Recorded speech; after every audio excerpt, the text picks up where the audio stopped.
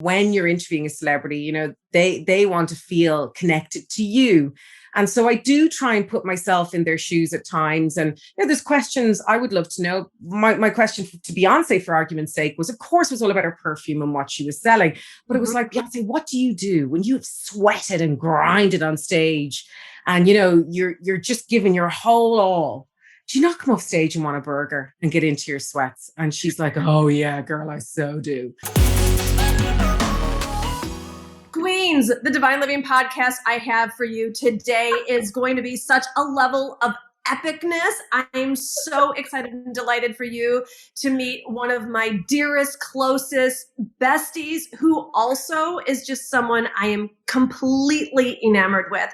She's the most fun human being. Not only is she a TV presenter and a cover girl, she's been on the cover of so many magazines. She's walked the red carpets, the black carpets. She's a spokeswoman. She's, I should say, an award-winning TV presenter, a producer, a writer. Lisa Cannon, welcome to the Divine Living podcast. Can I just take a breath and laugh? That's the best intro anyone has ever given me. So much sparkle, so much joy. I was just looking at you going, oh, this is hilarious. I hate being interviewed. I can't even get over this. I can't even get over this. First of all, everyone listening, I just need you to know, this is who I try to get on the phone with, because she will always lift your spirits, and you're going to learn so much from her today. But I'm even learning, this is hysterical, because one of the things I was going to ask you, Lisa, so someone's a good friend when you actually don't talk about work. I have so many amazing work questions to ask you today, because I've never asked you, because we actually talk about real life, real girlfriend, ups and downs and all around. But I'm going to go a little career first with you, Lisa, if that's all right. Okay. Well, listen, firstly, I just want to say thank you. I know I was roaring laughing, but it's genuinely, I'm actually slightly, just exalted and exuberated by the fact that you're actually interviewing me, because we know each other for such a long time that this is actually slightly weird. It's weird. Well, it's not weird. It's so weird. It's like past due. But it's so great weird, and it's funny, and I'm just so thrilled, and I'm so proud of you, because all that you do and your podcast and all what you give to women and men, I think you're a total inspiration. So for me to be on the receiving end of something that's a little bit more formal. Normally we have a glass of wine in our hands, or I have no makeup on and I'm sweats. We're laughing. One time you caught me when I was pretty much totally naked, and then I had to get into because I made you get on FaceTime with me, and it was exactly the fact that I've actually got my hair coiffed, I have a bit of lipstick on. This is great, isn't it? This is the first time. Yes. So for those of you listening, if you want to see what Lisa looks like, you can jump on over to YouTube and check out our interview that's there. Okay. So here are my career questions for you, Lisa.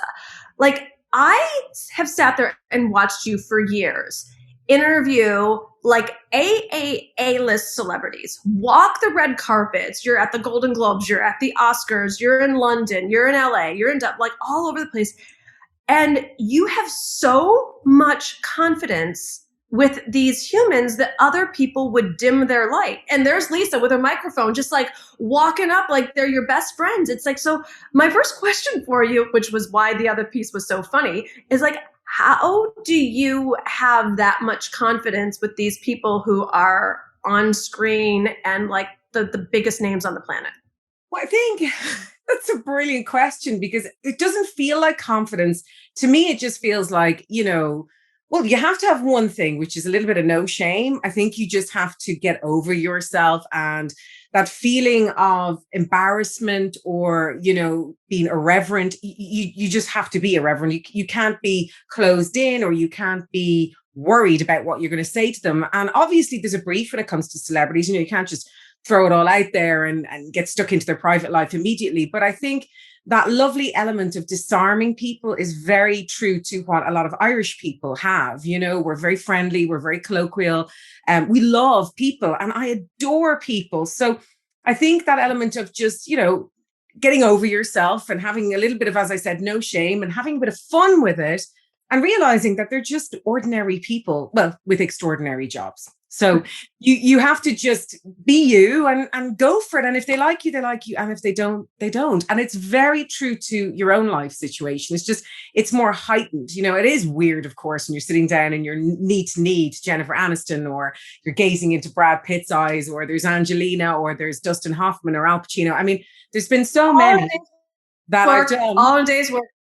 That's a bad way to phrase it. There's so many celebrities that I've done, but you know what I mean? It's just, they're out there promoting books and podcasts and movies and records. And, you know, it's all part of the business, but it's good fun. It's good fun. But yeah, I think I've just, my nerves have settled on it now. I'm 20 years doing it now. So I'd want to be sure. Well, it's so delightful for me to watch you, because I think that so many women dim their light around another big star. And I think that, you know, we talk about in the queen community here, like that we get to be a star among stars and a queen among queens. And I think though it's something, and I know I see it in myself, I see it in my clients, like I got to really work at it sometimes when there's a big personality coming into the room. And I have just watched you for years just not dim your light at all. And you do actually look like you're having fun. So I'm glad to hear that that's what's actually happening.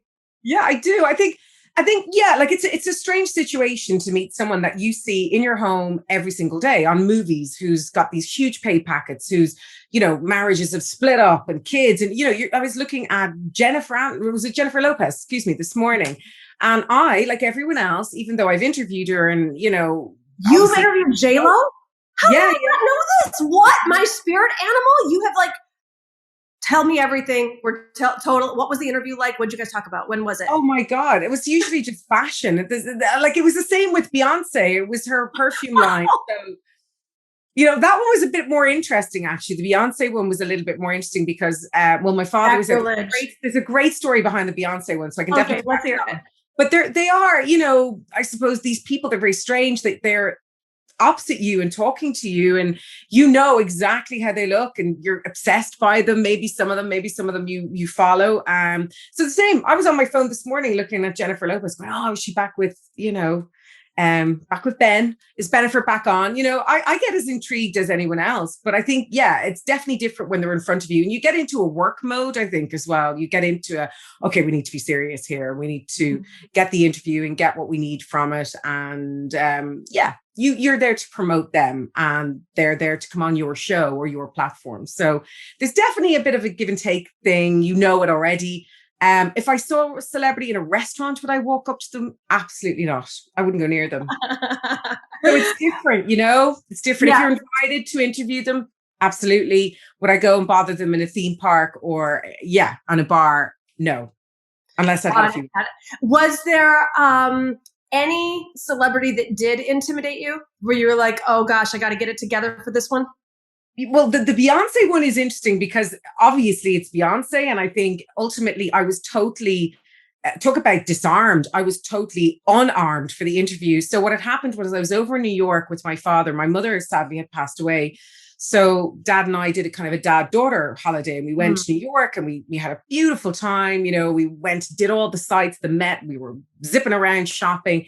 And I got a call from my producer, because I'd been on an entertainment show for 10 years called Expose, which would be Ireland's answer to E! News. So big shiny floor show. There's a gang of us. We would have done all the reporting. And that's how I suppose the volume was so big, because you're doing 5 days a week. You know, you're at a red carpet in London, or you're over in LA doing something. One of the other girls is doing a junket with Bradley Cooper, and then you swap and you're over interviewing. What a fun career. So literally 5 days a week, you're on the go. So I was exhausted. I'd had a very personal, trying tragedy. My dad and myself decided we'd go have a really nice time. So there I am, relaxing. And then I get a phone call from my producer, and she's like, any chance you could go to Macy's later today? And I mean, obviously, when you see your producer ringing, you're like, I mean, she does. I'm in New York. There must be something really wrong. So then she told me that Beyonce was launching her perfume. Could I go? My father was an amateur photographer, so he brought his kit with him. So all the press kits. I hadn't prepared a thing. So I was like to run around the whole of New York, try to get my hair done, you know, the whole 9 yards. And then we got in to see her, and she was, it was very intimidating. She had, of course, her bodyguards are huge, and getting my father in there, that was so funny. I mean, he was of all the PR women. And he was really like, my dad, he was like, so what does Beyonce do in her spare time? I was like, you can't, she's Beyonce. You just, don't do that. So I had my dad as my plus one, and we finally got in. You get it through a velvet curtain and you're in at the back. And, I pretty much got more time with her than anyone else did, because they told me I had about 8-9 minutes. I ended up getting about 25 minutes with her. Oh, that's a long time. Yeah, we about 20, yeah, about that. And we just clicked, because I, first of all, disarmed her by saying, hi, I said, I have my dad with me. I was like, I'm really sorry. Like, it was kind of, like, if you're going somewhere and you're like, listen, my mom is tagging along. There was a bit of a wink, wink, nudge, nudge to her. And she was like, oh, don't worry about it. It's fine. She goes, my dad embarrasses me as well. And I was like, well, there we go. We were like on even footing. We were on even footing. And my dad is not in any way, shape, or form. My dad is, the love of my life. He's not in any way embarrassing. It was just more like, you don't bring your dad to work. You don't. You don't bring your dad to work. And, I suppose he was sitting in, like, he wouldn't have known any of the protocols. Like, that you'd kind of, she comes in, you don't go out and reach out, shake her hand, or, especially with a celebrity, they're kind of enveloped in this big kind of force field of PR and managers and publicists, and some celebrities won't even let you look at them, if you're working with them. Is that really a thing? I mean, coming from LA, I've heard that like some of them have these contracts that you're not allowed to look them in the eye. Is that really real? Yeah. Oh, yeah. I won't ask you to tell. I've had a certain celebrity who I know many people would know. She only likes to be filmed from, I think it's the left-hand side of her face. Oh, so stop it. We had interviewed her from the right, or it could have been the opposite, whatever. And then we were told, would they mind if the publicist took the tape to check that they were happy with the side of their face? So who was one of your interviews where you were like, just, this is fun. This is awesome. Like, give us one of your favorite ones. There's so many. There is genuinely so many. Like I've funny ones. Like I can tell you like a really funny one where, we'll take funny. There's loads of funny ones. Because obviously everyone, you have to understand that I was doing a daily job. And then I also have my own movie show, which I graduated on to have my own movie show, box office on Virgin Media Television. So I've kind of just been interviewing film stars for a very long time, and then previous to Expose as well. So I remember going to the Golden Globes, and God, it's a good while ago now. It was when Sandra Bullock won for The Blind Side. So whoever that year, she was actually wearing a dress, this color, this kind of beautiful, deep kind of crimson purple. Mm-hmm. And I don't know the designer. I think it was Bottega Veneta or something like that. So there I am. I'd been asked the usual, but like my producer's getting a bad rap, but she's like she's so wonderful, Debbie. But she kind of said to me, oh, you're over in America to cover the Oscars. Can you stay on for the Globes or something like that? All right. As one does. I think, can you stay on? And I said, sure. I said, I'll do that. No problem. Absolutely. Of course. I said, but I don't have a dress. So I had to go and borrow a dress of a really lovely Irish TV presenter who was living in Los Angeles. And it was a beautiful green dress. And I was there on my own. So I got this one ticket to go to the Golden Globes. And I walked in, and obviously I looked okay. I didn't look, I obviously looked good enough that the security, when they looked at my ticket, either they didn't look at it properly or whatever happened. But I started walking up this carpet, and maybe there was only the one carpet. I don't know. But I ended up walking up, and I saw these like people paparazzi everywhere. And I thought, like, I'm a guest. I'm certainly not meant to be. Is this the main? Was this the actual carpet? So I for some reason fudged it and got on the main carpet. So there was that moment of, I started walking. Remember, I'm on my own, so I'm a bit dazed and confused anyway. And I'm in someone else's dress, borrowed, that wasn't steamed properly. And because we didn't have time, I got it maybe all the day before. So I'm walking up and I'm kind of looking around, and I was like, oh, Jesus Christ, I'm actually on the real one. Oh my God. How do I get, and when you're kind of trying to backtrack, like, I really shouldn't be here. So I started to move backwards, but they were like, you have to keep moving, ma'am, you have to keep moving. So I kept moving, and then I wasn't looking where I was going, and I put my foot down, and there was this beautiful purple dress that just huge, long, like stretch. And it was Sandra Bullock. So I could just see her handler turn around and go looking at my foot, and I had my foot in her dress, and she just whipped around and she looked at me, and it was like, oh my god, that second moment where it was going to literally rip. So took my foot. It was a cartoon moment. Took my foot. I was like, oh my god, I'm really sorry. Oh my god. And I just got. They gave me like the filthiest look. So I was like, oh my god, I nearly ripped her dress. I nearly ripped her dress, and then obviously went in, had a great night. I did loads of things. I danced the funky chicken with Quentin Tarantino. I saw Harvey Weinstein. I didn't talk to him, but I had interviewed him before. Thank God. And, you know, just had a great time. Met loads of celebrities, Dan Kruger and Taylor Lautner, and took loads of pictures, and it was brilliant. And then I interviewed Sandra Bullock maybe about 2 years after that. And I was able to apologize to her. I said, by the way, I nearly ripped your dress. And she was, oh my God, it was you? She was like, I was going to sue you. I was actually going to sue you. Like, because I was like, did I rip it? Did I rip it? And she was like, it was a little rip. She was like, but don't worry, you're fine. And she was like, good job. I won the Golden Globe that night for The Blind Side. So she was lovely. So she gave me a huge hug afterwards. And she was like, that you're so cute. Because I told her the story. I was like, I wasn't. She was like, I don't know how you got on it because there's no way. She goes, I can't even get my own mother on it. So it was funny. It was very funny. Yeah. Oh, only Lisa. Lisa does Hollywood and ends up on the red carpet. Yeah, story of your life. Story of your life. So you've alluded to it a little bit, but I would love to hear, how do you prepare for these interviews? Because I know that a lot of our listeners are not necessarily walking red carpets or interviewing A-list celebrities, but we do in this line of work a lot of interviews on podcasts and panels and summits and that kind of thing. And so how do you prepare for your interviews? Do you know what? I'm the same as everyone else. I Google a lot. I look at all the platforms that they're on. I probably have an extensive knowledge anyway of film. I have a master's in film. I did my BA in Trinity College, which people might know. It's a beautiful college here in Dublin. So I think I have already a good plethora of knowledge of film. So it's kind of, you know, building on that and what I need to know. And I suppose because my job also encapsulates music, which I adore.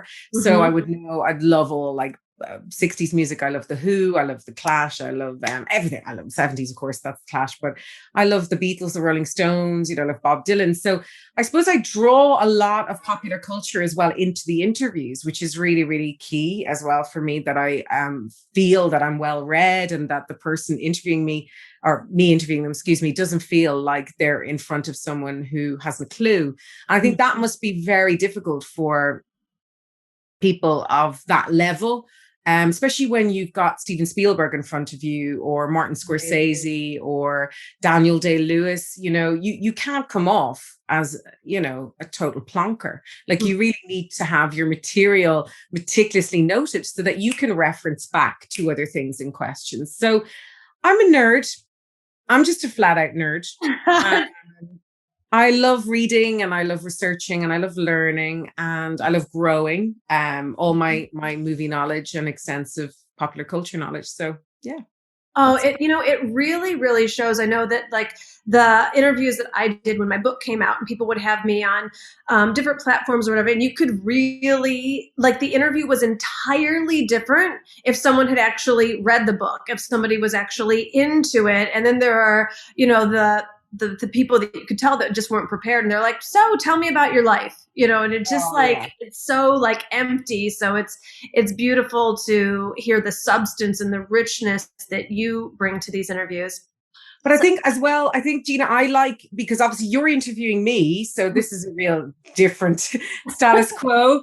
And I'm probably blabbing way too much because I don't really know how to give short sound bites anymore. I think I'm just a little bit rusty. I'm happier for them to give me the sound bites.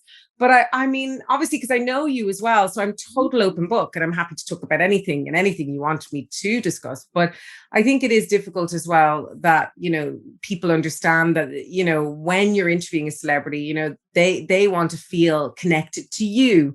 And so I do try and put myself in their shoes at times. And, you know, there's questions I would love to know. My question to Beyonce, for argument's sake, was, of course, was all about her perfume and what she was selling. But it was like, Beyonce, what do you do when you have sweated and grinded on stage, and, you know, you're just giving your whole all? Do you not come off stage and want a burger and get into your sweats? And she's like, oh yeah, girl, I so do.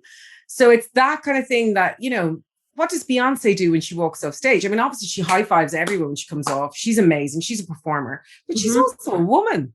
She also Mhm. has to take all that makeup off. She's to, put her creams on, get herself lathered and preened and get into her pajamas and watch a movie. So, there's all that side of it. What is it that invites you in? What's that disarming quality that you have to get to in order to bring the celebrity in? Because I do know in my small, I suppose, years and years of being on front of the camera, what preparation it takes to then have a segment ready. I mean, obviously I filmed my show Spotlight, which I know we'll talk about later on, but Mhm. I mean, the man hours that went into preparing each episode and the scripting, and obviously I had to get my fake eyelashes on, I had to dye my roots, I had to get my nails done. There's so much that goes into just those 3-4 minutes. And that's no different to all the other celebrities you see walking the red carpet. I mean, I know people might say when they hear or read that celebrities say it's awful hard work, people are like, hard work, come and live my life. But there is a side to it that is extremely hard work. And I think you can put yourself in that position and say, well, some of it. So it's like, right, well, how long did it take you to get ready? And, tell me about how hard those hours were when you worked. And, there's an element that I understand, not to their level, because they're Mhm. complete global icons and superstars, most of them, but they're ordinary people. They are cooking their dinner. They're hungry at 12 o'clock at night and they want to go down and make a sandwich. I mean, do they have Mhm. personal chefs running around all day, every day? No, maybe for a few hours, but, they're their own people. They still have to brush their own teeth, I would imagine. Mhm. Um, so there's all those human nature elements that they would have that you can touch on, I and love that. Yeah, you keep using this word disarming, and I think that I'd like to go into that a little bit more because you're touching on it here. But what have you found are the ways to get to the heart of a person? And it seems like you're such a master at keeping it real and getting to like the real person behind the celebrity and behind the movie or behind the perfume. So, what are some tips or tricks or just like kind of go tos that you could support our listeners with to really get to the heart of someone? and read something many, many moons ago about somebody saying that if you're interviewing somebody or you're going on stage to perform, just imagine everybody naked. And then You you're use that? so intimidated. Yeah, yeah. Just imagine every single person in that auditorium or in that field, whether you're public speaking or you've got to do a presentation. Imagine everybody's naked. You're not actually going to be, oh God, they're very intimidating. You just strip away all the clothes and just imagine they're naked. That's what somebody told me once. And I've done that a few times with maybe bigger stars where I've admired them, like, oh my God, oh my God. Like, the Mick Jaggers of this world that I would have been extremely nervous about. I would have had about 50 questions to ask him because, I mean, it's Mick Jagger. He's lived about 1,000 lives, or Keith Richards, who's lived double the 1,000 lives. I'm still here. You just have to take it all away. And I don't mean that visually that you do, but you just have to realize they are also human beings. And it's Mm-hmm. that disarmament that you also have to give yourself. Say more about that. Yeah.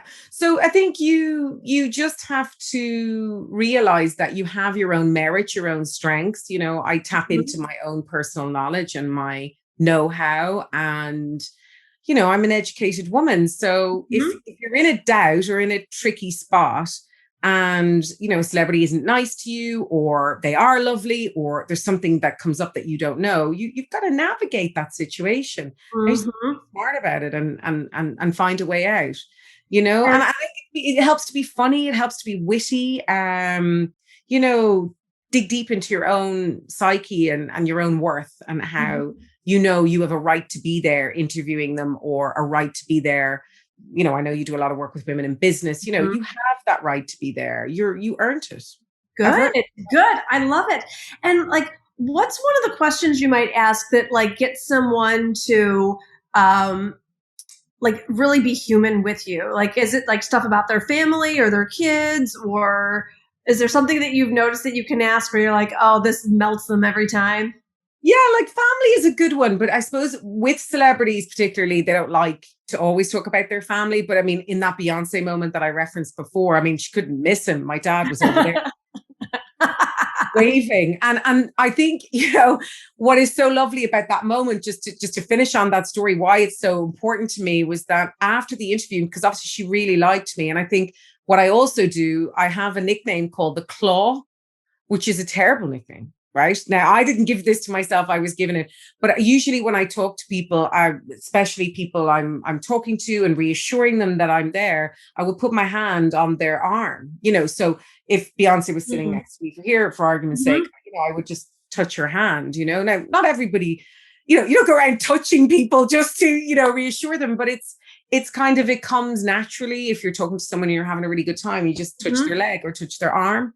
Mhm. And they like that. There is a comfort in that you're there with them. I mean, I don't want to get any dirt or nonsense on them. I'm there to be their friend, to discuss whatever they want to discuss, and also possibly promote their product. But moreover, it's about getting a really warm interview, Mm. um a warm, rapport and feeling with someone. And like we all know, people are all energy, and Mhm. energy is there between someone, and it doesn't matter whether it's Beyonce or my mother's best friend. Some people have different energies, and I know that was a lovely one, because we stayed and talked for so long. I got a lovely email afterwards saying that she thought it was one of the best interviews she'd had in Oh ages. my goodness, Yeah, Lisa. so that was lovely. And then, so much so that this is unheard of. So this is the end part of the story, why it was so memorable, was that, of course, my dad's waiting in the wings, chatting up her PR person. We're both kind of a bit like, this is hilarious, like giggling. And I said, oh God, my dad's so embarrassing. And she was like, oh my God, my dad is so embarrassing as well. And then I said, listen, Beyonce, do you mind if my dad took a photograph of the two of us? So she's like, no, it's absolutely fine. So my dad, being my dad, Beyonce might as well have been my best friend or whatever. Mhm.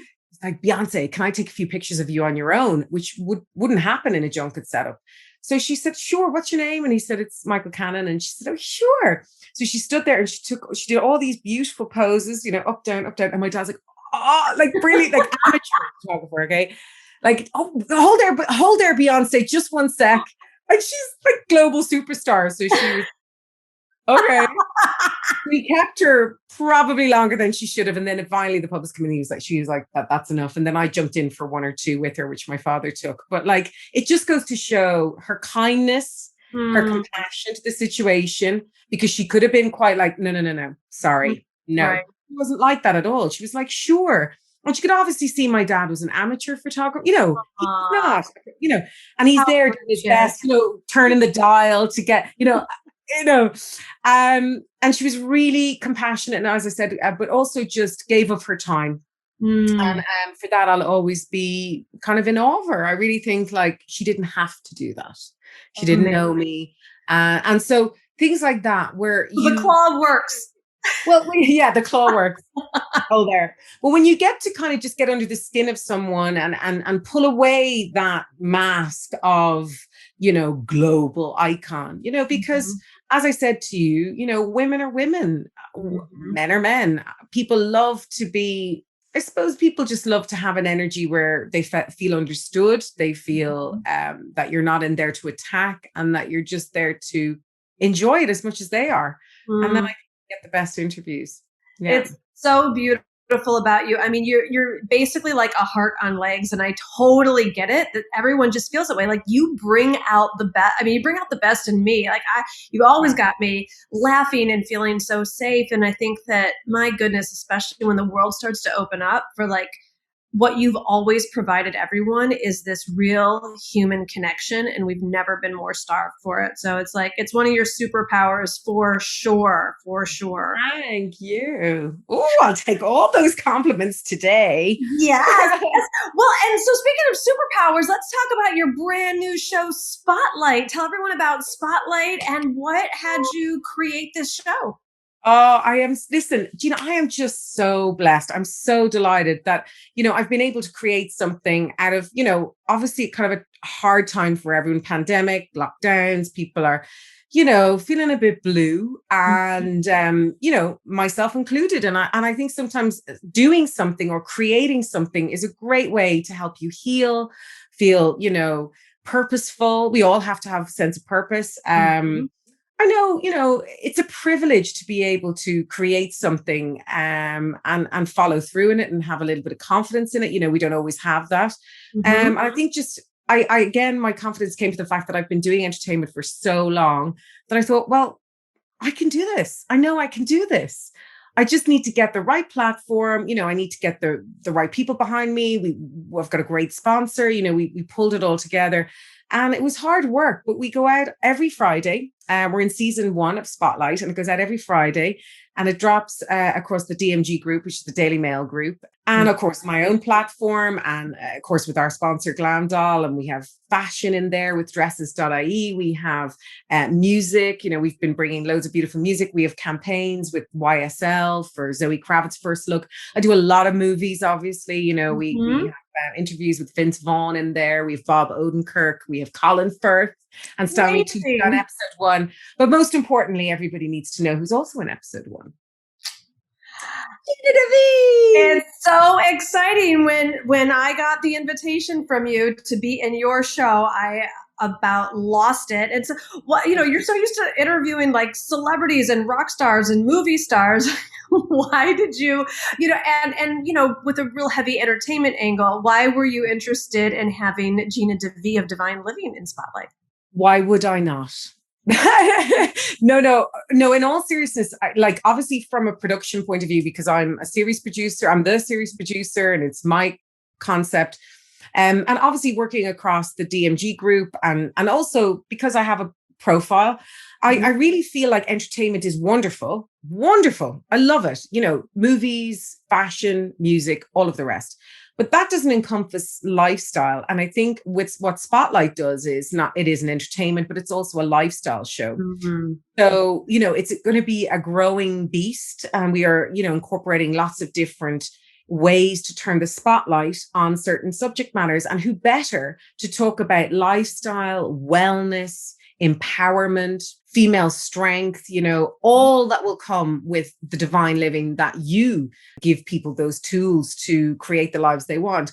I needed to have that in the show. I think we needed to have that lovely element of lifestyle be incorporated into the whole platform, and you were the perfect fit. So I feel it's a real privilege for me to have you on, and I really, really am looking forward to, of course, all that our viewers and our listeners and online peeps will hear and learn from you, because you're an extremely successful woman, but you're also very humble. And I see the personal side of you as well, in the sense that, you are also so warm and giving of yourself. And I wanted that for, my audience to see, because it's great. You can get an interview with Brad Pitt. Brilliant. Fabulous. Mhm. But to get the tools and the explanation around how we empower ourselves, how we work and work harder, and we can achieve our dreams, or as you said in episode 1, dust off our dreams. Mhm. These to me are far more exciting than what Brad Pitt Well, is. I was so honored and delighted. And I just think it says so much about you and your depth and your substance that you are incorporating some of the real emotional pieces that people are going through as part of lifestyle, where it's not just a cooking segment or a fashion piece, which are delightful in every sense of the word. So most people don't include personal development in lifestyle. So I was so honored to be a part of it. Everyone, you must check it out. Click on the link in the show notes, and you'll be able to see the first episode of Spotlight, and make sure then that you watch it every Friday when it comes out. And we'll make sure that you have all the links there. So it's going to be really easy to watch, and you can go watch it right now. Yeah. Oh, Lisa, thank you so much for just sharing your light and your love and your humor and your stories and your tips about all that you have today. It's just always such a joy to be with you. I've learned so much, for sure. I love this claw thing. Like, don't be afraid of the human connection, emotionally or physically when that comes time. You have to, because again, everybody's human, and they like to be reassured, and they like to, or else the only final one I can tell you is get really pointy elbows and really big hair and a really loud voice. That's the only other way you're going to get people's attention. I like the warmer version. I like the warmer version myself. And to everyone, I just want you to really take to heart what Lisa says. You know, some of her brilliance comes across so naturally. Like she said, she studied, she researched, and she had fun. Like that's the thing I think so many women are missing, and whatever their careers are, because we've gotten this notion that work needs to be hard or serious, but bring this element of human connection and fun into whatever you're doing today and into your career. And go follow Lisa on Instagram. We'll have her handle in the show notes as well. Definitely check out Spotlight. And Lisa, thank you so much for joining us here today at the Divine Living Podcast. I'm so pleased. Gina, thank you for being on my show. I'm so thrilled. Did you love the episode as much as I did? I hope so. I hope that you're feeling filled up and that all your dreams are possible and that you absolutely have what it takes to do this. And I am here for you. I'm here on your journey. And I just want to make sure that you are constantly supported with all things queen, high vibe, positivity, spiritual superpowers, and all the things. So if you have not already gotten in on the free companion course to my book, my book is The Audacity to Be Queen, The Unapologetic Art of Dreaming Big and Manifesting Your Most Fabulous Life. You can get my book. I'll leave the link in the show notes. But I also have a free companion course. Whether or not you get the book, this course is meant to just support you with really taking a look at who you are and how you can get to where you want to go. So you can check it out at divineliving.com/audacity, divineliving.com/audacity. That link will be in the show notes as well. Like I said, it's completely free. There's videos, there's workbooks, there's a Facebook group. So get in on this good free content, share the link with your friends, and enjoy.